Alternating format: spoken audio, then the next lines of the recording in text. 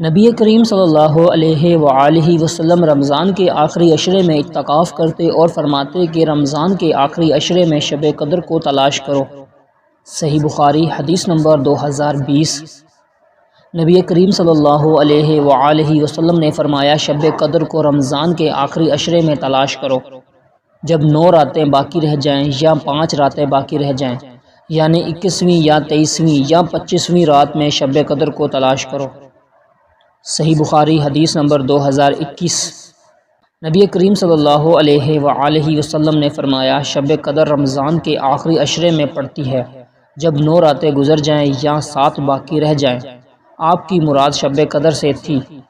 عبد الوہاب نے ایوب اور خالد سے بیان کیا، ان سے اکرمہ نے اور ان سے ابن عباس رضی اللہ تعالیٰ عنہ نے کہ شب قدر کو 24ویں تاریخ کی رات میں تلاش کرو۔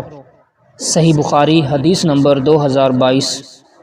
رسول اللہ صلی اللہ علیہ وآلہ وسلم ہمیں شب قدر کی خبر دینے کے لیے تشریف لا رہے تھے کہ 2 مسلمان آپس میں جھگڑا کرنے لگے۔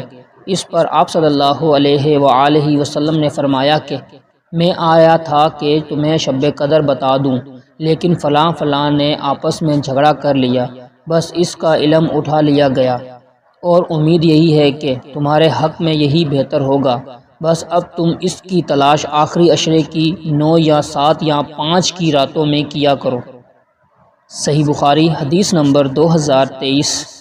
جب رمضان کا آخری عشرہ آتا تو نبی کریم صلی اللہ علیہ وآلہ وسلم اپنا تہبند مضبوط باندھتے، یعنی اپنی کمر پوری طرح کس لیتے، اور ان راتوں میں آپ خود بھی جاگتے اور اپنے گھر والوں کو بھی جگایا کرتے تھے۔ صحیح بخاری حدیث نمبر 2024۔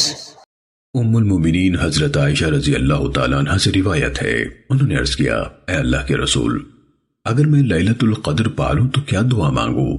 آپ نے فرمایا یوں کہنا، اللہم انک عفو تحب العفو فاعف عنی، اے اللہ تو بہت زیادہ معاف کرنے والا ہے، تو معاف کرنا پسند کرتا ہے، لہٰذا مجھے معاف فرما دے۔